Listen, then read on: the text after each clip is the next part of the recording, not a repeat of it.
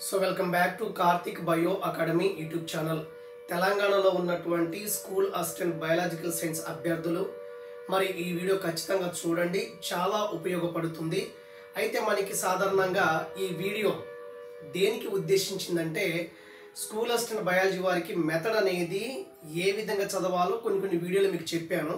మరి ఈ వీడియోలో మనం ఏం చేద్దామంటే అసలు రేపు పొద్దున మనకి ఎగ్జామ్స్లో ఎటువంటి క్వశ్చన్స్ ఎరేజ్ అవుతాయి అని ఒక 10 యూనిట్స్ అయితే కంప్లీట్ చేద్దాము. ఒక 10 యూనిట్లు మనం మాట్లాడదాం ఈరోజు. సుమారు ఇది ఎక్కువ లెంత్లో ఉంటుంది వీడియో, దయచేసి గమనించి మీరు చూడండి, ఎక్కడ స్కిప్ చేయవద్దు. ఎందుకంటే ఇక మెథడ్ గురించి లాస్ట్ వీడియో అవుతుంది ఇది ఈ రోజు నుంచి. మరి టైం లేదు కాబట్టి నేను రేపటి నుంచి తెలంగాణ అభ్యర్థులకి వీడియోలు రాకపోవచ్చు. కాబట్టి మీరు ఎగ్జామ్కి వెళ్ళేటప్పుడు మరి ఎలాంటి ప్రశ్నలు వస్తాయి, మరి ఏ కోణాల్లో వస్తాయి అనేటువంటి అంశాన్ని ఒకసారి చూడటానికి అయితే ప్రయత్నం చేద్దాము. ఓకే, ఇక్కడ చూడండి, మనకి యూనిట్ 1 తీసుకుందాము. సో యూనిట్ 1 ఏమన్నారు సిలబస్, యూనిట్ 1 వచ్చేసి మనకి nature and scope of science అన్నారు. సో సైన్స్ యొక్క స్వభావం మరియు పరిధి. మరి ఈ యూనిట్ని ఎలా చదవాలి, మరి ఎక్కడ చదవాలి, ఎలా స్టార్ట్ చేయాలి, ఎలా ఎండింగ్ చేయాలి అనేటువంటి రకరకాల ప్రశ్నలు మరి అభ్యర్థుల మనసులో మెదులుతుంటాయి. సో వాటన్నిటికి సమాధానమే ఈ ఒక్క వీడియో. దయచేసి మీరు ఎంత పనైనా ఎంత చేసుకోండి, కానీ జస్ట్ ఒక 5 నిమిషాలు, ఒక హాఫ్ అన్ అవర్ ఆ మధ్యలో ఈ వీడియో చూస్తే కనీసం 1 మార్క్ వచ్చినా మనం మంచిదే కదా. కాబట్టి దయచేసి ఈ వీడియో చూడటానికి అయితే ప్రయత్నం చేయండి. అయితే మనం లేట్ చేయకుండా వీడియోలోకి వెళ్దాము. ఇక్కడ మనకి జనరల్గా మనకి యూనిట్ 1 వచ్చేసి మనకి nature and scope of science అన్నప్పుడు మనకి క్వశ్చన్లు ఎలా వస్తాయి అంటే మనకి ఏ ఎగ్జామినర్ అయినా ఖచ్చితంగా ముందు కాన్సన్ట్రేట్ చేసేది శాస్త్రవేత్తల కృషిని కాన్సన్ట్రేషన్ చేస్తారు. కాబట్టి శాస్త్రవేత్తలు వాళ్ళు చేసినటువంటి కృషి ఏంటి అనేటువంటి కోణాల్లో ప్రశ్నలు అడగొచ్చు. మరి మన తెలంగాణ సిలబస్లో ఏమి ఇచ్చారు, కొంతమంది ఇంపార్టెంట్ సైంటిస్టులు ఇచ్చారు. సో వాళ్ళు ఎవరంటే మనకి విలియం హార్వే కావచ్చు, జీన్ పాబిస్ట్ లామార్క్, అదేవిధంగా మనకి డార్విన్, అదేవిధంగా JC Bose, Jagadish Chandra Bose, MS Swaminathan, Birbal Sahni, Elizabeth Blackburn and Rosalind Franklin, కొంతమంది ఇంపార్టెంట్ సైంటిస్టులు ఇక్కడ ఇవ్వటం జరిగింది. అయితే ఇక్కడ చాలా ఇంపార్టెంట్ ఎలా ఇస్తారంటే మనకి మ్యాచింగ్లో ఈ క్వశ్చన్ ఇస్తారు. ఈ శాస్త్రవేత్తల గురించి క్వశ్చన్ అడగగలిగితే ఖచ్చితంగా వీళ్ళే మనకి సిలబస్లో ఉన్నారు కాబట్టి శాస్త్రవేత్తలు వీళ్ళ మీద ఖచ్చితంగా మనకి ఈ మ్యాచింగ్ జతపరచుము అనేటువంటి కోణాల్లో ఖచ్చితంగా ప్రశ్న అనేది రాబోతుంది నేను అనుకుంటున్నాను. అయితే దీంట్లో ఒక్కొక్క సైంటిస్టు ఒక్కొక్క రకాలుగా మనకు ఉన్నారు. ప్రస్తుతానికి మనకి ఆల్రెడీ నేను క్లాసెస్లో చెప్పాను, కార్తిక్ బయో అకాడమీ యాప్లో యూట్యూబ్ ఛానల్లో ర్యాపిడ్ రివిజన్లో భాగంగా మెథడ్ క్లాసెస్లో మీకు చెప్పడం జరిగింది. కాబట్టి అది మీరు చూసుకోండి. కాబట్టి ఈ క్వశ్చన్ అయితే మనకి ఆ మ్యాచింగ్ టైప్లో అడగొచ్చు. నెంబర్ 1 క్వశ్చన్ ఆల్రెడీ మనకి సైంటిస్టులు సిలబస్లో ఇచ్చారు కాబట్టి ఆ సైంటిస్టులు మనకి మ్యాచింగ్లో రావడానికి అవకాశం ఉంటుంది. ఒక తర్వాత మనకి సైన్స్ లేదా జీవశాస్త్రం యొక్క లక్షణాలు ఎన్ని ఉంటాయి, లక్షణాలు చాలా ఎక్కువ ఉంటాయి. మరి ఏ లక్షణాలు చదవాలి అనేటువంటి అంశాన్ని చూస్తే మనకి 2016 బుక్లో తెలంగాణ అభ్యర్థులకి ఆ స్వభావం ఇచ్చారు. స్వభావం అన్న సైన్స్ యొక్క లక్షణాలే అవుతాయి. కాబట్టి సైన్స్ యొక్క స్వభావం ఏదైతే ఉందో అవే మనం లక్షణాలుగా తీసుకోవచ్చు. కాబట్టి ఆ లక్షణాల్లో కానిదేంటి అయినదేంటి ఎక్కువ మనకి ఎగ్జామ్ పాయింట్ ఆఫ్ వ్యూలో ఈ క్రింది వారిలో జీవశాస్త్రంలో ఉన్నటువంటి లక్షణాల్లో కానిదేంటి, అప్పుడు మనం మొత్తం లక్షణాలు చదివితే అది కానిది ఏంటని చెప్పేసి మనం ఐడెంటిఫై చేయవచ్చు. కాబట్టి దయచేసి ఆ కోణంలో మీరు చదవండి. తర్వాత వచ్చేసి మనకి సైన్స్ నిర్మాణం ఉంది, syntactic and substantive structure of science, అంటే సైన్స్ యొక్క సంశ్లేషణాత్మక నిర్మాణం ఏంటి, మరి ద్రవ్యాత్మక నిర్మాణం అని చెప్పేసి 2 ఇచ్చారు. దీనిలో హెన్రీ పాయింకేర్ సపరేట్ తీసుకుంటే అతను బిల్డింగ్తో పోల్చడం జరిగింది సైన్స్ యొక్క నిర్మాణాన్ని, అది వేరే విషయము. మరి షాబ్ అండ్ ఫీనిక్స్ ఇద్దరు శాస్త్రవేత్తలు మరి సైన్స్ నిర్మాణాన్ని సింటాక్టివ్, సబ్స్టాంటివ్, సంశ్లేషణాత్మక నిర్మాణము, ద్రవ్యాత్మక నిర్మాణంగా డివైడ్ చేయడం జరిగింది. అయితే మీరు ఇక్కడ ఎగ్జామ్ పాయింట్ ఆఫ్ వ్యూ ఎలా అడుగుతారంటే ఈ క్రింది వానిలో ద్రవ్యాత్మక నిర్మాణానికి సంబంధించినటువంటి అంశం ఏంటి లేదా సంబంధించిన అంశం ఏంటి అడగవచ్చు. ఇప్పుడు యథార్థాలు ఉంటాయి, భావనలు ఉంటాయి, సూత్రాలు ఉంటాయి, సిద్ధాంతాలు ఉంటాయి. ఇవన్నీ కూడా సైన్స్ యొక్క ద్రవ్యాత్మక నిర్మాణానికి సంబంధించింది కదా.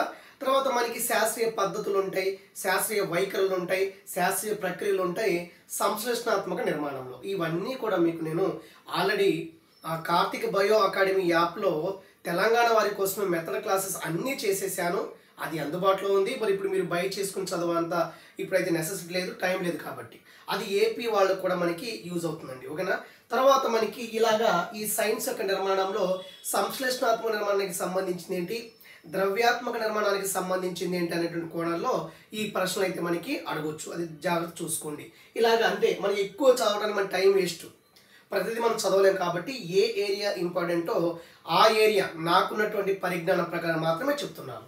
రెండోది వచ్చేసి మనకి history and development of science అన్నారు సిలబస్లో. సబ్ టాపిక్ ఏంటి, యూనిట్ 1లో history and development of science అన్నారు. అంటే history and development of science అంటే ఏంటంటే ఒకసారి ఇది చాలా ఎక్కువగా ఉంటుంది.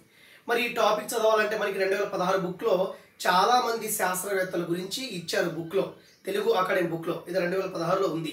మరి దీంట్లో ఏం చదువుతారంటే ఫర్ ఎగ్జాంపుల్ ఇక్కడ ఐన్స్టీన్ ఉన్నారనుకోండి, రిలేటివ్ థియరీ సాపేక్ష సిద్ధాంతం అని చదవచ్చు. తర్వాత మనకి Darwin, so origin of species అని చదవచ్చు.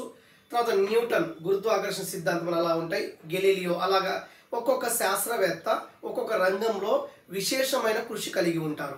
లేకపోతే కెమిస్ట్రీలో ఇంపార్టెంట్ శాస్త్రవేత్త ఎవరు, ఫిజిక్స్లో ఎవరు, అలాగా ఈ హిస్టరీ అండ్ డెవలప్మెంట్ సైన్స్ చదివేటప్పుడు అందరు సైంటిస్టులు కాకుండా ఫిజిక్స్లో టాప్ మోస్ట్ ఎవరు, కెమిస్ట్రీలో ఎవరు, బయాలజీలో ఎవరు అని చెప్పేసి ఒక 5-6 సైంటిస్టులకి జత పరుచుములు మ్యాచింగ్లో ఇవ్వచ్చు. ఆ విషయం కూడా నేను చాలా చక్కగా మరి నేను రాసినటువంటి బుక్ ద్వారా మీకు అందించాను.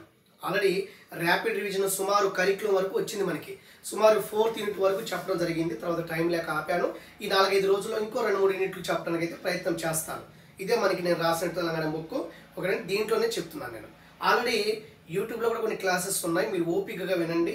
ఆ Telangana biology bio method rapid revision అని చెప్పి టైప్ చేస్తే ప్లేలిస్ట్లో మీకు ఒక 16-17 వీడియోలు అనేది ఉన్నాయి. తెలంగాణ బయాలజీ ర్యాపిడ్ రివిజన్ అని చెప్పేసి స్టార్టింగ్లో వీడియోస్ ఉంటాయి, ఒకసారి చూడండి ఫ్రెండ్స్. ఓకే, తర్వాత మనకి 5వ సబ్ టాపిక్ ఏంటంటే బయాలజీ బ్రాంచెస్. మీరు చక్కగా నోట్స్ పట్టుకొని ఈ విషయాలన్నీ కూడా రాసుకోవడానికి ప్రయత్నం చేయండి. ఒక్కసారి మీరు రేపు పొద్దున్న ఎగ్జామ్కి వెళ్ళేటప్పుడు ఒక్కసారి ఇవి చూసుకుని వెళ్ళండి. ఎంత చదివారు కదా, కనీసం ఒక 2-3-4 అవర్స్ మీరు దీన్ని జస్ట్ చూసుకుని వెళ్తే వస్తే మంచిది. మ్యాక్సిమం అయ్యే వస్తాయి అనుకుంటున్నాను. 1 మార్క్ కలిసిన మనకి ఉద్యోగం వస్తుంది కాబట్టి ప్రాబ్లం లేదు. ఓకే, బ్రాంచెస్ ఆఫ్ బయాలజీ అన్నారు. మరి బ్రాంచెస్ ఆఫ్ బయాలజీ చదివేటప్పుడు ఏ అంశాలు చదవాలి అయితే, పిండోత్పత్తి శాస్త్రం అంటే ఏంటి, వర్గీకరణ అంటే ఏంటి, వృక్ష శాస్త్రం అంటే అలా చదవాలా, అలా ఎప్పుడు పరిస్థితులు చదవకూడదు. అయితే బయాలజీ బ్రాంచ్లో మనకి ప్యూర్ బ్రాంచెస్ ఉంటాయి సార్, ఉంటాయి. ఆ ప్యూర్ బ్రాంచెస్ కాకుండా మనకి అప్లైడ్ బ్రాంచెస్ ఉంటాయి, అదేవిధంగా రిలేటెడ్ బ్రాంచెస్ ఉంటాయి.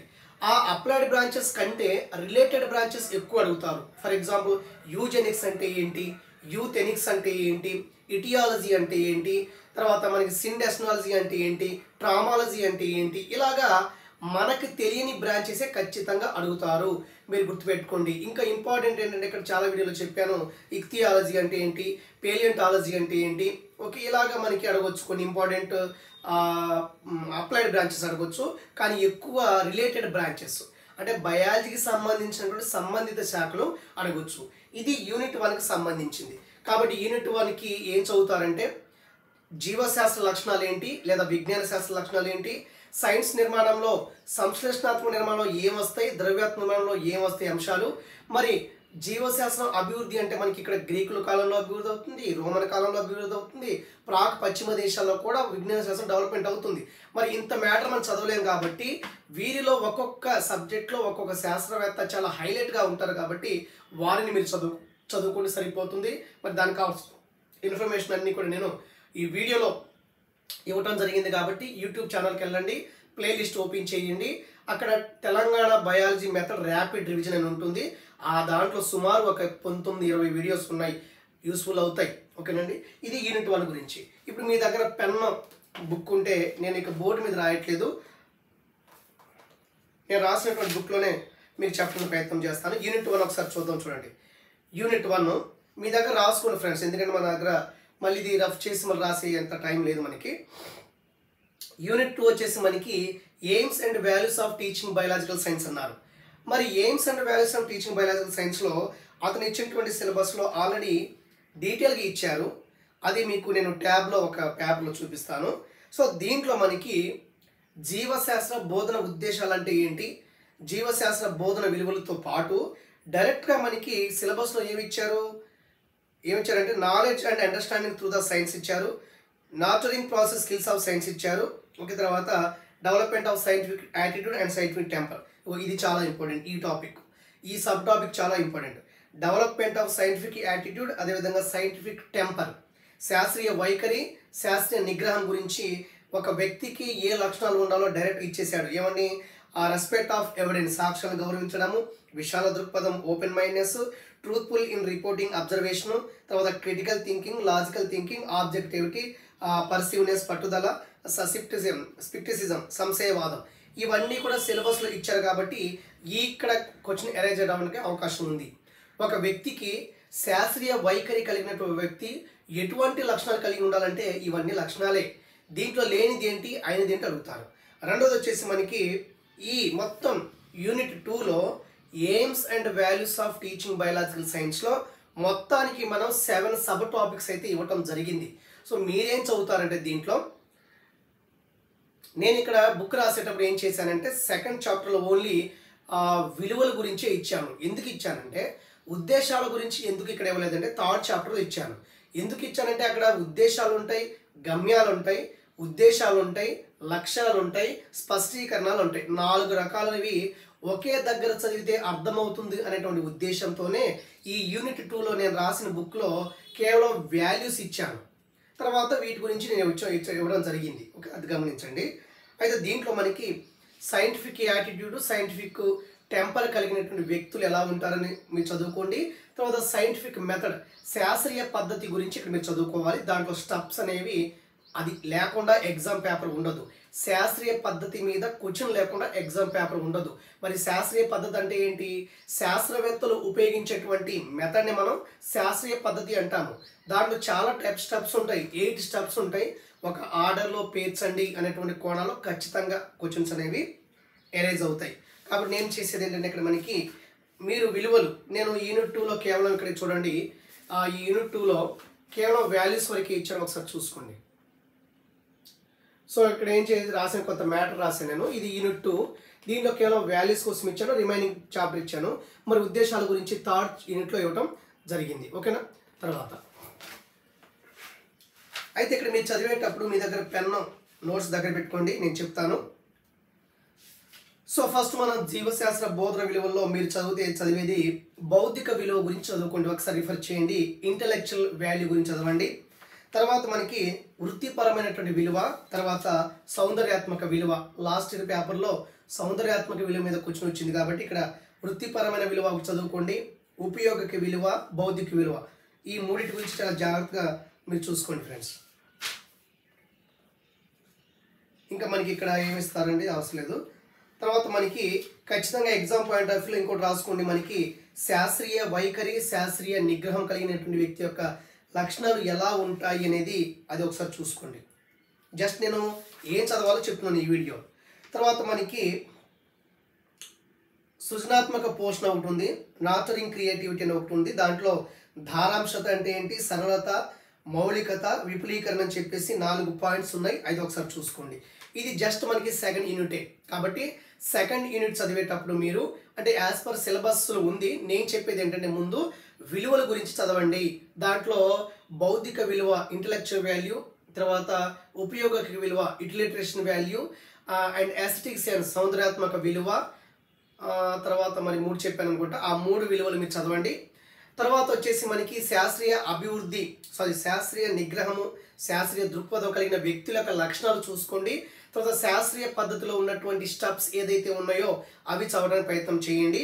తర్వాత మనకి ఇక్కడ నేను అంటే యాక్చువల్గా నేను ఇంపార్టెంట్ ఏరియా చెప్తున్నాను. ఇది రాకపోతే మీరు దయచేసి మీరు చెప్పారు కదా మేము ఇలా చదివాము మరి రాలేదని చెప్పేసి సో నెగిటివ్ కామెంట్ పెట్టకండి. జస్ట్ మీకు మోటివేట్ చేయడానికి మరి ఏ ఏరియా ఇంపార్టెంట్ అని తెలియచేయడానికి చెప్తున్నాను. అయితే బయాలజీ మెథడ్లో మొత్తం చదవాల్సిందే. మనం లైన్ టు లైన్ చదివి మనం అకాడమిక్ బుక్ బేస్ చేసుకునే ఎగ్జామ్కి వెళ్ళాలి, గుర్తుపెట్టుకోండి. నేను చెప్పేది ఓకే, దయచేసి అది గుర్తుపెట్టుకోండి. నా మీద దయచేసి టోటల్గా డిపెండ్ అవ్వద్దండి, ఎందుకంటే ఓపెన్గా చెప్తున్నాను నేను, ఓకేనా. ఇది నేను ఇంపార్టెంట్ ఏరియా అనుకుంటే మీకు చెప్తున్నాను. సో ఇది యూనిట్ 2 వరకు. ఒక్కసారి యూనిట్ 3కి వెళ్దాము. Objectives of teaching biological science అంటే జీవశాస్త్ర బోధన లక్ష్యాలు ఏంటి, దీనిలో మీరు ఏం చేస్తారంటే ఖచ్చితంగా ఎగ్జామ్స్లో ఎలా అడుగుతారంటే ఉద్దేశాల లక్షణాలు అంటే ఏంటి, లక్ష్యాల లక్షణాలు ఏంటి, characters of aim, characters of objectives అంటే స్పష్టీకరణల లక్షణాలు ఏంటి, ఈ మూడు చూసుకోండి. ఉద్దేశం అంటే ఏంటి, దాని గురించి ఏంటి డీటెయిల్గా ఎక్స్ప్లెయిన్ చేశాను. ఉద్దేశాల లక్షణాలు చూసుకోవాలి, స్పష్టీకరణ లక్షణాలు చూసుకోవాలి, లక్ష్యాల యొక్క లక్షణాలు చూసుకోవాలి. ఆ మూడు మీరు రాసుకోండి. ఉద్దేశాల లక్షణాలు, లక్ష్యాల లక్షణాలు, స్పష్టీకరణ లక్షణాలు, ఆ మూడు క్యారెక్టర్స్ మీరు తెలియాలి మీకు. అది మీరు రాసుకోండి.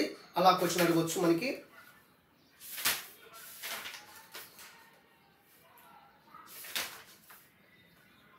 తర్వాత మనకి దీంట్లో బ్లూమ్స్ ఎడ్యుకేషనల్ ఆబ్జెక్టివ్ చదవాల్సిందే మీరు. బ్లూమ్స్ ఎడ్యుకేషనల్ ఆబ్జెక్టివ్లో మనకి 3 డొమైన్స్ ఉంటాయి. దాంట్లో ఉన్నటువంటి లక్ష్యాలు ఒక ఆర్డర్లో పేర్చండి, సింపుల్ టు కాంప్లెక్స్ వరకు పెంచండి అని చెప్తారనమాట. అంటే జ్ఞానాత్మక రంగంలో ఏ లక్ష్యాలు ఉన్నాయి, తర్వాత మనకి like psychomotor domain, effective domain అంటే భావావేశ రంగంలో ఎటువంటి లక్ష్యాలు ఉన్నాయి ఆర్డర్లో, తర్వాత ఎఫెక్టివ్ డొమైన్, సైకోమోటర్ డొమైన్ అంటే మనకి మానసిక చలనాత్మక రంగం. దీని నుంచి క్వశ్చన్లు వస్తాయి.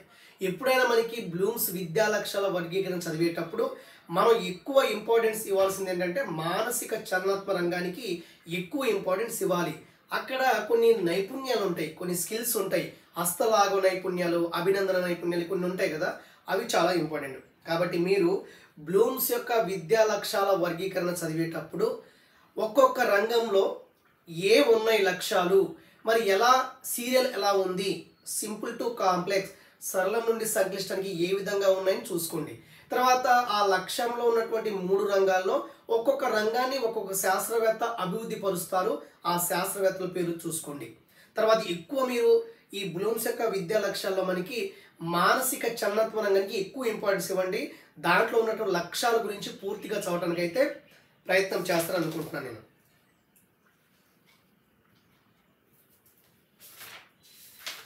ఆ తర్వాత ఇంకో ఇంపార్టెంట్ ఏంటంటే మనకి సవరించబడినటువంటి బ్లూమ్స్ విద్యా లక్ష్యాల వర్గీకరణ ఉంది.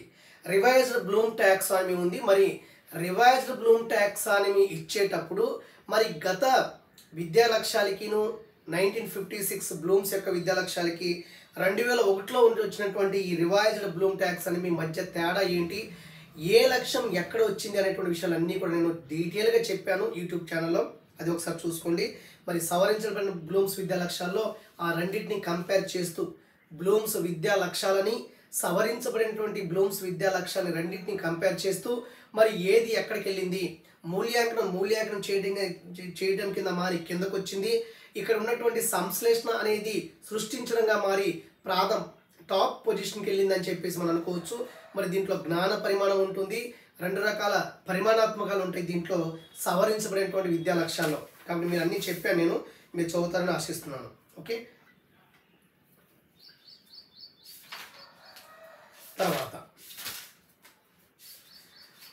తర్వాత వచ్చేసి ఒక్కొక్క రంగానికి లక్ష్యాలు రాయాలని చెప్పేసి అంటున్నారు, అది స్పష్టీకరణలు.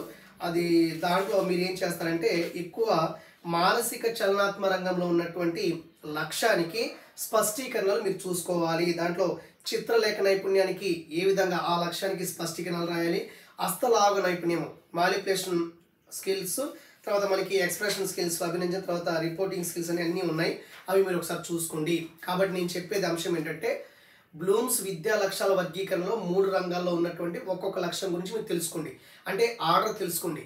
సవరించబడినటువంటి విద్యా లక్ష్యాల్లో బ్లూమ్స్ విద్యా లక్ష్యాలలో ఆ విద్యా లక్ష్యాల వర్గీకరణకిను సవరించబడినటువంటి బ్లూమ్స్ యొక్క విద్యా లక్ష్యాల వర్గీకరణకి మధ్య తేడా ఏంటి, మరి ఎలాగా ఓవర్లాప్ అయినాయి ఒకసారి చూసుకోవాలి. రెండోది ప్రతి లక్ష్యానికి మనం స్పష్టీకరణ రాయాలి, అంటే జ్ఞానాత్మక రంగంలో ఉన్నటువంటి ప్రతి లక్ష్యానికి స్పష్టీకరణ రాయాలి, భావావేశ రంగంలో ఉన్నటువంటి ప్రతి లక్ష్యానికి స్పష్టీకరణ రాయాలి. అదేవిధంగా మానసిక చలనాత్మక రంగంలో ఉన్నటువంటి ప్రతి లక్ష్యానికి స్పష్టీకరణలు మీరు ఇక్కడ కాన్సన్ట్రేషన్ చేయండి.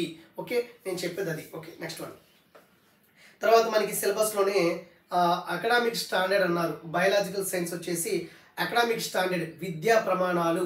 ఈ విద్యా ప్రమాణాల్లో మొత్తం బయాలజీకి సంబంధించి 7 ఎకనామిక్ స్టాండర్డ్స్ ఉంటాయి, 7 విద్యా ప్రమాణాలు ఉంటాయి. దాంట్లో విషయ అవగాహన నుంచి ప్రశ్నించడం, పరికరం చేయడం, ప్రయోగాలు, క్షేత్ర పరిశ్రమలు, అదేవిధంగా సమాచార సేకరణ నైపుణ్యాలు, బొమ్మలు గీయటము, ఇవన్నీ ఒక 7 ఎకనామిక్ స్టాండర్డ్స్ ఉంటాయి. దీనిలో మీరు ఫస్ట్ ఎకనామిక్ స్టాండర్డ్ ఏంటంటే మనకి అండర్స్టాండింగ్, విషయ అవగాహన మీద ప్రశ్నలు రావచ్చు. తర్వాత 6వది అభినందించడము, సౌందర్యాత్మక స్పృహ కలిగి ఉండడము, అదేవిధంగా విలువలు పాటించడం అనేటువంటి 6వ విద్యా ప్రమాణము. మనకి లాస్ట్ వచ్చేసి మనకి జీవ వైవిధ్యం పట్ల సానుభూతి కలిగి ఉండడము, నిజ జీవిత వినియోగం చెప్పేసి 7th ఎకనామిక్ స్టాండర్డ్ ఉంది. కాబట్టి ఈ 3 ఎకనామిక్ స్టాండర్డ్ గుర్తుపెట్టుకోండి. విద్యా ప్రమాణం 1 విషయ అవగాహన, 2 లైక్ మనకి అభినందించడము, అప్రిసియేషన్, అది 3వది వచ్చేసి మనకి జీవ వైద్యాన్ని కాపాడటం అని చెప్పేసి ఒక 3 విద్యా ప్రమాణాలు అయితే ఇక్కడ ఉన్నాయి. ఆ విద్యా ప్రమాణాల మీద ఒక క్వశ్చన్ అడిగేసి అది ఏ విద్యా ప్రమాణం అని చెప్పేసి ఎగ్జాంపుల్ అడిగి అది ఏ విద్యా ప్రమాణం అని చెప్పేసి అడగొచ్చు. అది కూడా మీకు యూట్యూబ్లో తెలియజేశాను. ఇది యూనిట్ మనం 25 నిమిషాల్లో యూనిట్ 3 వరకు చూసాము. తర్వాత యూనిట్ 4 బయలాజికల్ సైన్స్ కరిక్యులం. ఈ బయలాజికల్ సైన్స్ కరిక్యులం ఉన్నప్పుడు 2016 బుక్ నుంచి కూడా నేను ఈ బుక్ ఇవ్వడం జరిగింది. అయితే దీంట్లో ఏం చదువుతారంటే అసలు కరిక్యులం అంటే ఏంటి ఒకసారి చూసుకోండి. ఆల్రెడీ మీకు వీడియో ఉన్నాయి యూట్యూబ్లో. కరిక్యులం అంటే ఏంటి చూసుకోండి. తర్వాత కరిక్యులం చూసుకున్న తర్వాత దీంట్లో చూడండి ఒక టాపిక్ ఉంది, జీవశాస్త్ర పాఠ్య ప్రణాళిక నిర్మాణ సూత్రాలు. So the principles the construction of the biology curriculum అని చెప్పేసి శిశు కేంద్రిక సూత్రము, సమాజ కేంద్రికత సూత్రము, సమన్వయ సూత్రాలు ఉన్నాయి. అంటే జీవశాస్త్ర పాఠ్య ప్రణాళిక నిర్మాణ సూత్రాలు మీరు చూసుకునే ఒక టాపిక్. రెండవది మనకి ఆల్రెడీ విద్యా ప్రణాళిక వ్యవస్థీకరణ ఉపగమాలు ఉంటాయి. విద్యా ప్రణాళికని తయారు చేసేటప్పుడు ఎటువంటి ఉపగమాలు ఉంటాయి, దాంట్లో మనకి ఏకకేంద్రక పద్ధతి ఏం చేస్తుంది, తర్వాత తార్కిక పద్ధతి, మనోవైజ్ఞానిక పద్ధతి అని చెప్పాను. దాంట్లో మీరు ఏం చేస్తారంటే ఒక్కొక్క పద్ధతి కాన్సెప్ట్ ఏంటి నేర్చుకోండి చాలు. ఒక కాన్సెప్ట్ ఇచ్చి అది తార్కిక పద్ధత, ఏకకేంద్రక పద్ధత, మనోవైజ్ఞానిక పద్ధత, సర్పిలాకార పద్ధతి అని చెప్పొచ్చు. ఇవన్నీ కూడా పాఠ్య ప్రణాళిక వ్యవస్థీకరణ ఉపగమాలు ఉన్నాయి. మరి పాఠ్య ప్రణాళికను రూపొందించేటప్పుడు ఎటువంటి ఆర్డర్ పాటించాలి, ఎటువంటి వ్యవస్థీకరణ పాటించాలి అని చెప్పేసి అన్నీ ఇక్కడ ఉన్నాయి. అదొకసారి చూసుకోండి ఫ్రెండ్స్. రెండు వచ్చేసి మనకి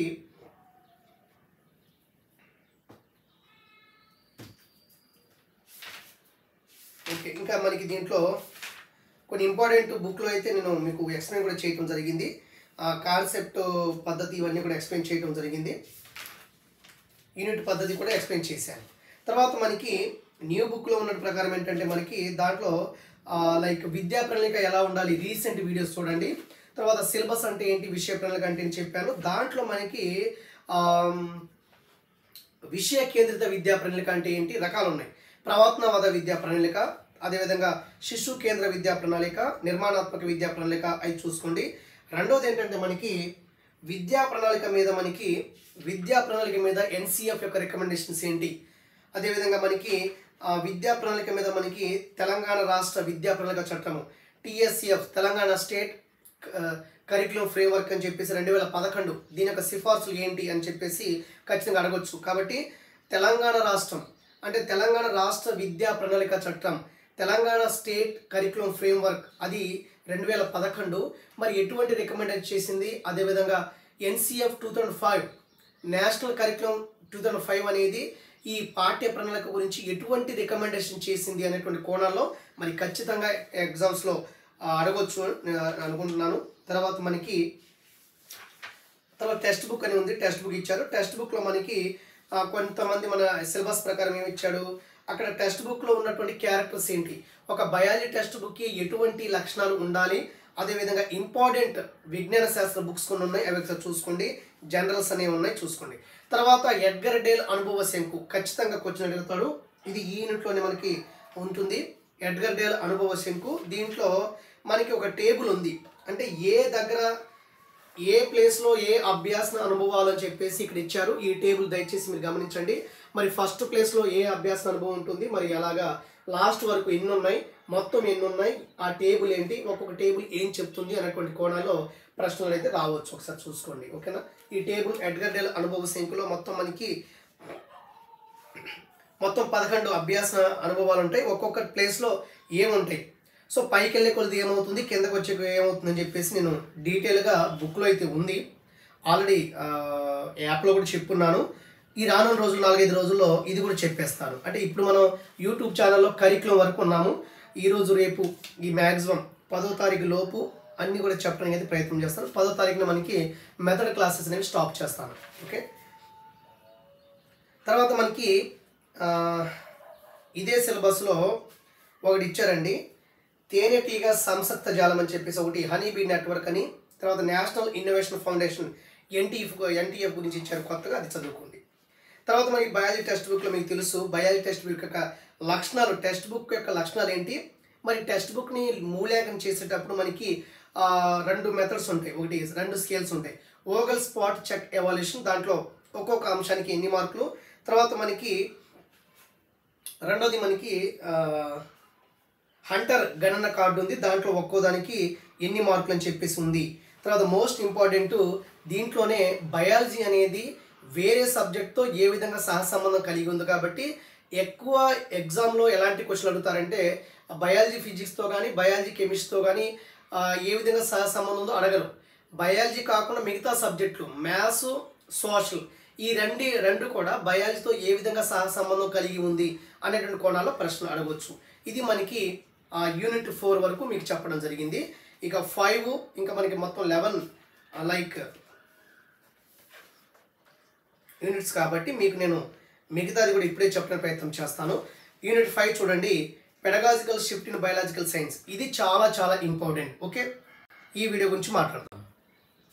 యూనిట్ 5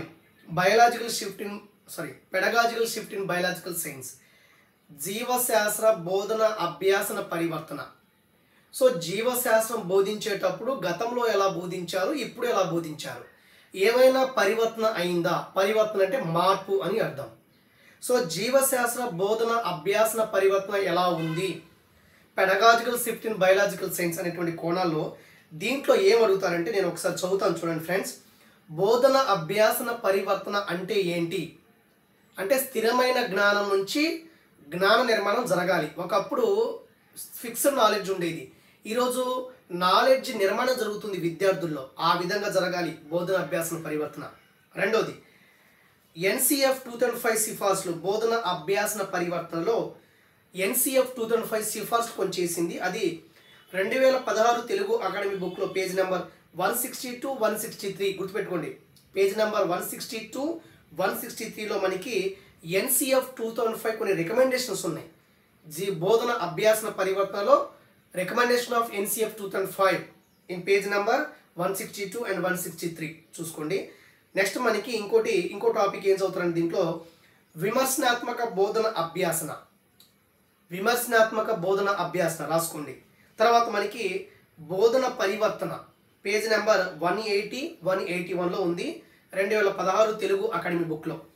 బోధన పరివర్తన సమ్మిళితం, ఓకే, బోధన పరివర్తన సమ్మిళితం, ఇన్క్లూజివ్ ఎడ్యుకేషన్ ఉంది కదా, బోధన పరివర్తన అదేవిధంగా సమ్మిళితం, ఇది పేజ్ నెంబర్ 180 తెలుగు 2016 బుక్ చూసుకోండి. 2016 తెలుగు అకాడమీ బుక్లో బయాలజీ అకాడమీ బుక్లో 180, 181. తర్వాత విషయ సహిత బోధన పద్ధతి అంటే ఏంటి అని ఒక ఉంది చూసుకోండి. దాంట్లో విషయ సహిత బోధన పద్ధతిలో ఉన్నటువంటి స్టెప్స్ ఏంటి ఖచ్చితంగా అడుగుతారు. విషయ సహిత బోధన పద్ధతిలో ఉన్నటువంటి స్టెప్స్ చూసుకోండి. తర్వాత ఇక్కడ షల్మన్ అనేటువంటి శాస్త్రవేత్త ఉన్నారు, అతని ప్రకారం ఏంటంటే బోధన ప్రక్రియ యొక్క సంజ్ఞానాత్మక చిత్రం యొక్క కృత్యాలు ఏంటి, ప్రక్రియలు ఏంటి అని అక్కడ ఇచ్చాను, మెటీరియల్లో చూడండి. తర్వాత మనకి బోధన అభ్యాసన శాస్త్ర విశ్లేషణలో ఉన్నటువంటి సోపానాలు అంటే యూనిట్ 5కి సంబంధించి మొత్తం 8 ఇంపార్టెన్స్ మీకు చెప్తున్నాను, మళ్ళీ ఒకసారి రాసుకోండి. బోధన అభ్యాసన పరివర్తన అంటే ఏంటి, ఎన్సిఎఫ్ 2005 ప్రకారము బోధన అభ్యాసన పరివర్తనకు సంబంధించి ఎన్సిఎఫ్ 2005 ఎటువంటి సిఫార్సు చేసింది, ఇది పేజీ నెంబర్ 162, 163లో ఉంది. నెంబర్ 3 విమర్శనాత్మక బోధన అభ్యాసన అంటే ఏంటి. నెంబర్ 4 బోధన అభ్యాసన పరివర్తన సమ్మిళితం, ఇన్క్లూజివ్ ఎడ్యుకేషన్ అంటే ప్రత్యేక అవసరాలు కలిగిన పిల్లలకి ఎటువంటి మనం బోధన చేయాలని చెప్పేసి ఇక్కడ ఇచ్చారు. అదేవిధంగా ఐసిటి ప్రత్యేక అవసరాలు గల పిల్లల కోసము ఎటువంటి ఇన్ఫర్మేషన్ అండ్ కమ్యూనికేషన్ టెక్నాలజీ ఉపయోగించి బోధన జరగాలి, ఐసిటి గురించి అక్కడ ఇవ్వడం జరిగింది చూసుకోండి. తర్వాత మనకి అది పేజ్ నెంబర్ 180 181లో ఉంది. తర్వాత విషయ సహిత బోధన పద్ధతి అంటే ఏంటి, విషయ సహిత బోధన పద్ధతిలో ఉన్నటువంటి స్టెప్స్ ఏంటి అని అడగొచ్చు. అదేవిధంగా షల్మన్ ప్రకారము బోధన ప్రక్రియ యొక్క సంజ్ఞానాత్మక చిత్రం యొక్క కృత్యాలు ప్రక్రియలు అని ఇక్కడ ఇవ్వడం జరిగింది. అదేవిధంగా బోధన అభ్యాసన శాస్త్ర విశ్లేషణలో ఉన్నటువంటి బోధన అభ్యాసన శాస్త్ర విశ్లేషణలో ఉన్నటువంటి ముఖ్యమైనటువంటి సోపానాలు. మీకు డౌట్ రావచ్చు, సార్ ఈ వీడియో అన్ని ఎక్కడ ఉన్నాయంటే ఇంకా యూట్యూబ్లో రాలేదు, కరికులం వరకు వచ్చాము మనం. ఈ వీడియోస్ అనేవి యాప్లో కార్తిక బయో అకాడమీ యాప్లో ఉన్నాయి. మళ్ళీ మీరు డౌట్ రావచ్చు, సార్ బై చేసుకోవాలంటే చాలామంది చాలా తక్కువ రేటుకి ఇచ్చాను, చాలామంది బై చేస్తున్నారు. ఆ మెథడ్లోనే నేను రీసెంట్గానే ఈ యూనిట్ 5 గురించి అప్లోడ్ చేశాను. సో ఇంకా ప్రైస్ వచ్చేసి దానికి 500 ఉంది. ఇంకా తగ్గించమంటే నేను ఒక 300-400 పెట్టగలను. ఈరోజు ఎవరైతే ఇది చూస్తున్నారో ఒక 400 మీకు అందిస్తాను. యాస్పిరెంట్స్ ఇబ్బంది పడుతున్నారు కాబట్టి ఇంకా తక్కువైనా 300 కూడా ఇచ్చేస్తాను. మీరు కావాలనుకుంటే ఈ వీడియో ఎంతమంది చూస్తున్నారో ఈ రోజు మీరు ఆ యాప్లో కోర్స్ కొనేసారనుకోండి, దాంట్లో యూనిట్ 5 ఒక 6 నుంచి 7 వీడియోలు ఇదే బుక్ ప్రకారము ఎక్స్ప్లెయిన్ చేశాను. ఒకసారి మీరు చూసుకోగలిగితే చూసుకోండి ఫ్రెండ్స్. మీకు లైఫ్లో లైఫ్ లాంగ్ అది మనకి లైఫ్ టైం ఇచ్చాను వ్యాలిడిటీ. కాబట్టి మిగతా యాప్ లాగా మన యాప్లు ఏదో డిజిటల్ బోర్డు మీద చెప్పేసి మరి మీకు ఎలా ఉంటే తెలుసు నేను విమర్శించలేదు, కానీ 2000-3000 కోర్స్ అయితే ఉంటుంది. బట్ నేను తెలంగాణ అభ్యర్థుల కోసం నా వంతుగా నేను చేసేటువంటి మంచి పని ఏంటంటే చాలా తక్కువ రేటుకే ఇచ్చేసాను. చాలామంది బై చేసుకుంటున్నారు. బై చేసుకున్న వాళ్ళు కూడా ఇప్పుడు మనం మెథడ్ వీడియోస్ అనేవి యాప్లో అప్లోడ్ చేశాను.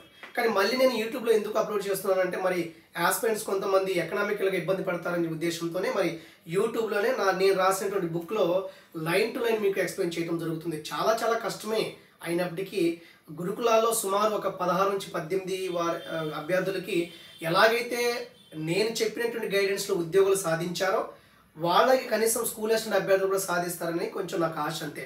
బట్ వాళ్ళు నా దగ్గర కొంతమంది వచ్చారు, కొంతమంది రాలేదు, కొంతమంది ఫోన్ చేశారు, కొంతమంది అయితే ఫోన్ చేయలేదు. మరి వాళ్ళు ఎందుకు రాలేదు తెలియదు మనకి, వాళ్ళకే వదిలేద్దాం అది ఈ వీడియో చూస్తున్నటువంటి. ఇలాగ మనకి యూనిట్ 5 జీవశాస్త్ర బోధన అభ్యాసన పరివర్తన చూసుకోండి. దానిలో మనకి ఖచ్చితంగా రెండోది ఎన్సిఎఫ్ సిఫార్సులు ఎక్కడైనా ఉన్నాయి అనుకోండి, నేషనల్ కరికులం ఫ్రేమ్వర్క్ 2005 సిఫార్సులు ఎక్కడున్నా అది ఏ లెసన్ అయినా చాలా చాలా ఇంపార్టెంట్, దాన్ని వదలదు మీరు. కాబట్టి ఇదే పెడగాజికల్ షిఫ్ట్ ఇన్ బయాలజికల్ సైన్స్లో పేజ్ నెంబర్ 162-163లో బోధన అభ్యాసన పరివర్తన ముందు ఎలా ఉండేది, తర్వాత ఎలా ఉండేది. ఒకప్పుడు ఉపాధ్యాయ కేంద్రీకృత బోధన ఉండేది, ఇప్పుడు విద్యార్థి కేంద్రీకృతం అయిపోయింది. ఒకప్పుడు కేవలం స్థిర నమూనాల నుంచి బోధన చేసేవారు, ఇప్పుడు మనకి మనకు అనువైన ప్రక్రియలకి మనం బోధన జరుగుతుంది. తర్వాత వచ్చేసి మనకి అప్పుడు తరగతి 4 గోడల మధ్య మనకి మన బోధన జరిగేది. ఇప్పుడు అంతా కూడా మనం బయట జ్ఞాన పరిమాణంకి వెళ్ళిపోయాము. అలాగే ఉన్నాయి, ఒకసారి చూసుకోండి ఫ్రెండ్స్. Okay, 1 minute. 2 ఎన్సిఎఫ్ ప్రకారము చేశాను మీకు. తర్వాత మనకి బోధన పరివర్తన సమ్మిళితం చెప్పాను. తర్వాత ఇన్ఫర్మేషన్ అండ్ కమ్యూనికేషన్ టెక్నాలజీ ఎలా ఉంటుందని చెప్పాను. తర్వాత విషయ సహిత బోధన పద్ధతి అంటే ఏంటి, దాంట్లో ఉన్న సోపానాలు ఏంటి. ఈ సోపానం ఒకసారి చదువుతాం చూడండి, ఇవి అడగొచ్చు. విషయ సహిత బోధన పద్ధతి యొక్క సోపానాలు. సో విషయ సహిత బోధన పద్ధతి చూడండి ఒకసారి. అంటే విషయ సహిత బోధన పద్ధతి ద్వారా బోధన విషయాన్ని బోధన పద్ధతిని రెండింటిని కలిపి బోధించడం జరుగుతుంది. ఇదే కాన్సెప్ట్. విషయ సహిత బోధన పద్ధతుల ద్వారా ఏదైతే బోధిస్తామో ఆ విషయాన్ని ఆ బోధించే పద్ధతిని రెండింటిని కలిపి బోధన చేస్తారు. అదే విషయ సహిత బోధన పద్ధతి. దీంట్లో ఉన్నటువంటి స్టెప్స్ ఏంటి ఒకసారి చూడండి, ఎందుకని మంచిది. స్టెప్స్ కంటెంట్ కమ్ మెథడాలజీ అంటాము. కంటెంట్ కమ్ మెథడాలజీ విషయ సహిత బోధన పద్ధతి. విషయము సహిత బోధన పద్ధతి అంటున్నారు. విషయం ఉంది, బోధన పద్ధతి ఉంది కాబట్టి కంటెంట్ కమ్ మెథడాలజీ అని చెప్తాను. దీంట్లో ఫస్ట్ స్టెప్ ఏంటంటే ఒకసారి మీరు రాసుకోండి, ఎందుకని మంచిది. శాసనం యొక్క స్వభావము నిర్మాణాన్ని అర్థం చేసుకోవటం నెంబర్ 1 పాయింట్. శాసనం యొక్క స్వభావము నిర్మాణాలను అర్థం చేసుకోవటం. 2 కరికులం, సిలబస్, టెక్స్ట్ బుక్ విమర్శనాత్మక పరిశోధన. 3వ స్టెప్ విషయ పరిజ్ఞాన విశ్లేషణ, కంటెంట్ ఎనాలిసిస్. 4 విషయ పుష్టి, కంటెంట్ ఎన్రిచ్మెంట్. 5 విషయ బోధన శాస్త్ర పద్ధతుల విశ్లేషణ, పెడగాజికల్ ఎనాలిసిస్. 6 బోధన పద్ధతి మరియు బోధన విషయం యొక్క అనుసంధానం, ఇంటిగ్రేషన్. 7 తగిన జ్ఞాన ప్రాతినిధ్యాన్ని ఎన్నుకోవటము, నాలెడ్జ్ రిప్రజెంటేషన్స్ ఎన్నుకోవటం సెలక్షన్. 8 విద్యార్థి మరియు ఉపాధ్యాయుడి యొక్క ఎవాల్యుయేషన్. ఇలాగా ఒక 8 పద్ధతులు ఉన్నాయి. ఒకసారి చూస్తాం ఫ్రెండ్స్. ఇది మనకి కొత్తగా వచ్చినటువంటి సిలబస్లో తెలంగాణ వారికి ఉపయోగించినటువంటి మనం ఏం చేసాం, అది పెడగాజికల్ షిఫ్ట్ ఇన్ బయాలజికల్ సైన్స్లో భాగంగా ఉంటుంది. అది 5వ యూనిట్. మరి చాలా ఇంపార్టెంట్ 6వ యూనిట్ వచ్చేసి మనకి approaches and methods of teaching biological science. ఇది మీ గురించి చెప్పక్కర్లేదు, కానీ ఒక్కసారి దీంట్లో నేను ఏం చదవాలో చెప్తాను, ఒకసారి మీరు రాసుకోండి. మరి ఈ యూనిట్లో ఉన్నటువంటి టీచింగ్ మెథడ్ గురించి 2016 బుక్లో ఇవ్వలేదు. మరి దేని మీద డిపెండ్ అయ్యాం మనం? 2014లో ఉన్నటువంటి బయోమెథడ్ బుక్ దాని మీద, 2022లో వచ్చినటువంటి ఏపీ బుక్స్ మీద కూడా డిపెండ్ అయ్యాను. దాంట్లో ఎఫెక్టివ్గా ఇచ్చాడు టీచింగ్ మెథడ్స్. మరి దీంట్లో మీరు ఏం చదువుతారంటే ఖచ్చితంగా మీరు రాసి పెట్టుకోండి, రాయండి. నిర్మాణాత్మక ఉపగమము, కన్స్ట్రక్టివిస్ట్ అప్రోచ్, నిర్మాణాత్మక ఉపగమం చదవాలి. తర్వాత 5E మోడల్ ఉంది, ఖచ్చితంగా దీని మీద క్వశ్చన్ లేకుండా ఉండదు. 5E మోడల్, 5E నమూనా ఉంటుంది, చూసుకోండి. 5E మోడల్ ఒక అది. తర్వాత CLA, తర్వాత PSA అన్నీ కూడా 2016 బుక్లో ఉన్నాయి. తర్వాత కాన్సెప్ట్ మ్యాపింగ్, తర్వాత CAI, CAL అవి చదవండి. తర్వాత వాటి గురించి చెప్తాను. తర్వాత ఖచ్చితంగా మనకి ఆగమన పద్ధతులు, నిగమన పద్ధతి ఏ మనోవైజ్ఞానిక సూత్రాల మీద ఆధారపడి పనిచేస్తుందని చూసుకోండి. ప్రాజెక్ట్ మెథడ్ గురించి బాగా చదవండి. 5E మోడల్ మీద ఖచ్చితంగా క్వశ్చన్ ఉంటుంది. అదేవిధంగా మనకి CLA, PSA, concept mapping, experiential learning, అనుభవాత్మక అభ్యాసనము, CAI, CL గురించి వీటి యొక్క అర్థాలు తెలుసుకోండి. ఇప్పుడు మనం ఒకసారి బుక్లోకి వెళ్దాము. ఏం చదవాలి మీకు చెప్తాను, చూడండి. ఇది చాలా మనకి లెంతీ ప్రాసెస్ అవుద్ది, చూసుకోండి ఫ్రెండ్స్. ఒక్క నిమిషం.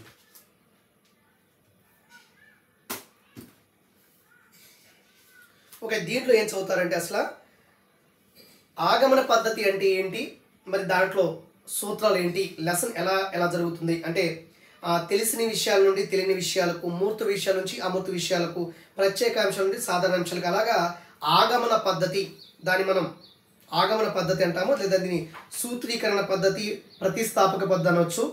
ఓకే, ఆగమన పద్ధతి. తర్వాత మనకి నిగమన పద్ధతి అంటే ఏంటి, దాంట్లో ఉన్నటువంటి ఆ ప్రిన్సిపల్స్ ఏంటి ఒకసారి చూసుకోండి. రెండోది మనకి ఇక్కడ ఎగ్జామ్ పాయింట్ ఆఫ్ వ్యూలో ఉపాధ్యాయ కేంద్రిక పద్ధతులు ఉన్నాయి, విద్యార్థి కేంద్రిక పద్ధతులు ఉన్నాయి. మీరు ఎక్కువ విద్యార్థి కేంద్రిక పద్ధతులు అనేటువంటి అన్వేషణ పద్ధతి మీద ఫోకస్ పెట్టండి, ప్రాజెక్ట్ మెథడ్ మీద ఫోకస్ పెట్టండి, సైంటిఫిక్ మెథడ్, ఈ 3 చాలా చాలా ఇంపార్టెంట్. ఇప్పుడు మనకి క్వశ్చన్స్ ఎలా వస్తే ఒకసారి చూద్దాం. ఉపన్యాస పద్ధతి ఇక్కడ ఇచ్చారు.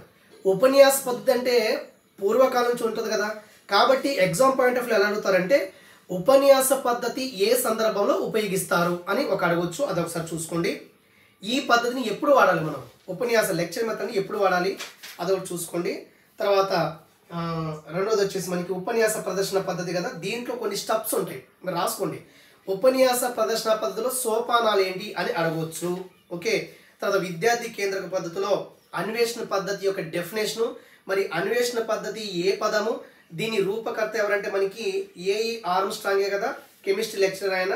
ఓకేనా, అన్వేషణ పద్ధతి హ్యూరిస్టిక్ మెథడ్ అని చెప్పొచ్చు. దీంట్లో 4 స్టెప్స్ ఉన్నాయి, అవి చూసుకోండి.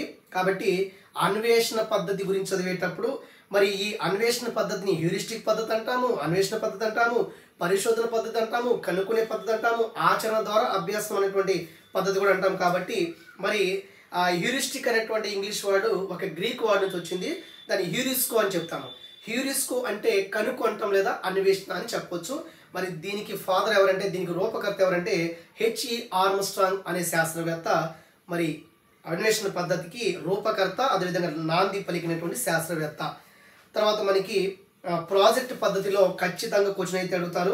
మరి ప్రాజెక్ట్ పద్ధతి ఇక్కడ గుర్తుపెట్టుకోండి, ప్రాజెక్ట్ పద్ధతిని అభివృద్ధి పరిచింది ఒక శాస్త్రవేత్త. ప్రాజెక్ట్ పద్ధతి గురించి దాని యొక్క ఫాదర్ అంటే ఒక శాస్త్రవేత్త ఉంటారు. అది మనకి మోడర్న్ సైన్స్ టీచింగ్ బుక్లో చాలా ఎఫెక్టివ్గా ఇచ్చాడు. దీంట్లో ఏం చేస్తారంటే ఈ ప్రాజెక్ట్ పద్ధతిని రూపొందించింది WH కిల్పాట్రిక్, కాబట్టి అతను ఫాదర్ ఆఫ్ ప్రాజెక్ట్ మెథడ్ అవుతారు. కానీ ప్రాజెక్ట్ మెథడ్ని అభివృద్ధి పరిచింది ఎవరంటే జే స్టీవెన్సన్, గుర్తుపెట్టుకోండి. జే స్టీవెన్సన్ అనే శాస్త్రవేత్త ప్రాజెక్ట్ పద్ధతిని అభివృద్ధి పరిచారు. కానీ దాని గురించి రూపొందించి దానికి ఫాదర్ ఎవరంటే మనకి WH కిల్పాట్రిక్. ఖచ్చితంగా ఎగ్జామ్లో అడుగుతారు. మరి ప్రాజెక్ట్ పద్ధతిని రూపొందించింది మరియు ఫాదర్ ఆఫ్ ప్రాజెక్ట్ మెథడ్ అంటే WH కిల్పాట్రిక్ అవుతారు. మరి దానికి అభివృద్ధి చేసింది మాత్రం జే స్టీవెన్సన్. అభివృద్ధి చేసింది జే స్టీవెన్సన్. ప్రాజెక్ట్ పద్ధతిని అభివృద్ధి చేసింది జే స్టీవెన్సన్, గుర్తుపెట్టుకోండి. ఓకే, తర్వాత డెఫినేషన్స్ మీరు చూసుకోండి. దీంట్లో ఖచ్చితంగా ఏమడుగుతారంటే దీంట్లో ప్రాజెక్ట్ పద్ధతిలో రకాలు ఉంటాయండి కొన్ని. స్టీవెన్సన్ వర్గీకరణ, భౌతిక సంబంధ ప్రాజెక్టులు, ఇంటలెక్చువల్ ప్రాజెక్టులు అని చెప్పేసి, అదేవిధంగా WH కిల్పాట్రిక్ వర్గీకరణలో ఉత్పత్తి ప్రాజెక్ట్ అంటే ఏంటి, వినియోగ ప్రాజెక్ట్ అంటే ఏంటి, సమస్య ప్రాజెక్ట్ అంటే ఏంటి, శిక్షణ ప్రాజెక్ట్ అంటే ఏంటి అనేటువంటి కోణాల్లో ప్రశ్నలు రావచ్చు. తర్వాత మనకి 2016 బుక్లో ఉన్న ప్రకారము మీరు శాస్త్రీయ పద్ధతి ఇచ్చాడు కాబట్టి ఇక్కడ మీరు సైంటిఫిక్ మెథడ్లో ఉన్నటువంటి స్టెప్స్ మర్చిపోవద్దు, ఆల్రెడీ గత వీడియోలో చెప్పాను. తర్వాత సూక్ష్మ బోధన గురించి ఇక్కడ ఇచ్చారు. సూక్ష్మ బోధన కూడా చదవాలి. సూక్ష్మ బోధన అంటే ఏంటి, మనకి చాలా ఇంపార్టెంట్. అది మనకి ఒక 5 minutes టైంలో మనం చెప్పేది అంటే మనం బోధించాల్సిన సమయము 5 నుంచి 10 నిమిషాల వరకే ఉంటుంది. అదొక గుర్తుపెట్టుకోండి మైక్రో టీచింగ్ అంటే. తర్వాత మనకి 2016 బుక్లో ఎక్స్పెషల్ ఇన్ తెలంగాణ ఆస్పిరెంట్స్ కోసం ఇచ్చింది కాన్స్ట్రక్టివ్ అప్రోచ్. నిర్మాణాత్మక ఉపగమం అంటే ఏంటి, అసలు నిర్మాణాత్మక ఉపగమంలో దీంట్లో ఉన్నటువంటి 5E లెర్నింగ్ మోడల్ గురించి అడుగుతాడు. 5E లెర్నింగ్ మోడల్ ఖచ్చితంగా అడుగుతారు, మీరు రాసి పెట్టుకోండి. ఖచ్చితంగా అడుగుతారు 5E గురించి. దీంట్లో 5Eలు ఉంటాయి. ఈ 5Eలు ఎవరు రూపొందించారంటే మనకి BSCS బయోలాజికల్ సైన్స్ కరిక్యులం స్టడీస్లో ప్రముఖమైనటువంటి వ్యక్తి యోగర్ లేదా రోగర్ బేబీ అనేటువంటి విద్యావేత్త మరి ఈ 5E మోడల్ని రూపొందించడం జరిగింది. దాంట్లో ఎంగేజ్, ఒక ఫస్ట్ E అంటే engage, explore, explain, elaborate, evaluation. అంటే ఎంగేజ్ అంటే విద్యార్థి కృత్యంలో నిమగ్నం కావటము, ఎక్స్ప్లోర్ అంటే అన్వేషించి తెలుసుకోవటము, ఎక్స్ప్లెయిన్ అంటే విశదీకరించడము,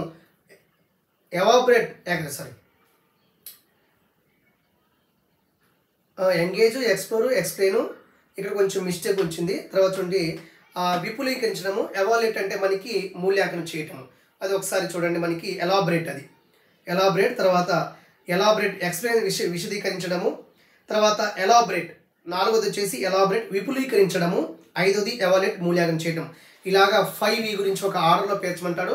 మీరు ఏం చేస్తారంటే ఫస్ట్ ఎంగేజ్, ఎక్స్ప్లోర్,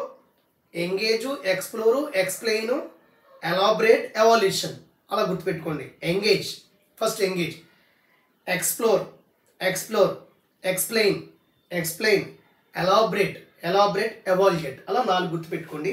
తర్వాత మనకి CLA అంటే ఏంటి, కొలాబరేటివ్ లెర్నింగ్ అప్రోచ్, ఒకరితో ఒకరు కలిసి పనిచేసేటువంటి ఉపగమం. దీంట్లో స్టెప్స్ కొన్ని ఉన్నాయి చూడండి ఒకసారి. మీరు బోర్గా అనిపించవచ్చు కానీ చాలా జాగ్రత్తనండి. దీంట్లో స్టెప్స్లో మనకి ఏమడుగుతారంటే మనకి బ్రెయిన్ స్టార్మింగ్ అంటే ఏంటి, మేధో మదనం అంటే ఏంటి, అది ఒకసారి చూసుకోండి. తర్వాత మనకి ప్రాబ్లమ్ సాల్వింగ్ అప్రోచ్, ఇవన్నీ చెప్పేటప్పుడు వాటి అంటే ఏంటి చూసుకోండి. సమస్య పరిష్కార ఉపగమంలో కొన్ని స్టెప్స్ ఉన్నాయి, దాంట్లో కొన్ని స్టెప్స్ ఉన్నాయి చూసుకోండి. ఓకేనా. తర్వాత మనకి అనుభవాత్మక అభ్యాసం అంటే ఏంటి, ఓకే. తర్వాత కాన్సెప్ట్ మ్యాపింగ్ అంటే ఏంటి. తర్వాత మనకి ఇదే కాన్సెప్ట్ మ్యాపింగ్లో మనకి కొన్ని స్టెప్స్ ఉన్నాయి, చాలా ఇంపార్టెంట్. ఇది భావన పటాలు అంటే ఏంటి, భావన పటం గీయటంలో మనకి కాన్సెప్ట్ మ్యాపింగ్, భావన రేఖ పటాలు అంటే ఏంటి, దీంట్లో స్టెప్స్ ఉన్నాయి. ఆ స్టెప్స్ తర్వాత మనకి అసుబెల్ అర్థవంతమైనటువంటి అభ్యాసం వస్తుంది, అదొకసారి చూసుకోండి. ఇది యూనిట్ 2, మీరు అన్నీ చదువుకోవాల్సిందే. తర్వాత మనకి సంజ్ఞానాత్మక వికాసం అంటే బ్రూనర్ ఒకటి ఇచ్చారు, ఇక్కడ చూడండి. బ్రూనర్ థియరీ ఒకటి ఇచ్చారు, చూసుకోండి, చాలా ఇంపార్టెంట్ అది. తర్వాత మనకి జోన్ ఆఫ్ ప్రాక్సిమల్ డెవలప్మెంట్ అంటే ఏంటి, ఇది ఉన్నాయి కదా మనకి. వైట్గాస్కీ సిద్ధాంతము, పియాజే ప్రకారం ఏంటి అని ఒకసారి చూసుకోండి, బుక్లో ఉన్నాయి. ఒక తర్వాత యూనిట్ 7, ఇంతవరకు మనకి చాలా ఇంపార్టెంట్ వచ్చేసి మనకి యూనిట్ 6 మీద ఫోకస్ ఎక్కువ పెట్టండి. దానిలో టీచింగ్ మెథడ్స్ ఎక్కువ ఉన్నాయి. 2016 బుక్లో లేవు, నేను ఈ బుక్లో దాంట్లో ఇచ్చాను. అది 2014, 2022 ఏపీలో వచ్చిన బుక్ ప్రకారం కూడా ఇవ్వడం జరిగింది. అది యూనిట్ 6 వరకు చెప్పాము. ఇక యూనిట్ 7 గురించి మాట్లాడదాము, చూడండి.